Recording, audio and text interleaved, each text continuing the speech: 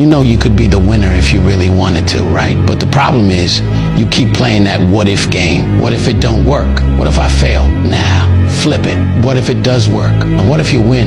Then what? You're gonna be sitting there happy, right? You say you wanna win, but then you're scared to lose. What sense does that even make? Look, you can't talk about wanting to win and then be scared of the risk. That's not how this works. If you lock in, keep your head down and stay focused on the vision, how could you not win? The only thing that's gonna make you lose is your own mindset, and that's all on you. Your biggest enemy ain't out there, it's in your head. So if you wanna win, you gotta get out of your own way. And here's the truth. Every time you doubt yourself, you're slowing down your own progress. You either believe in yourself or you don't.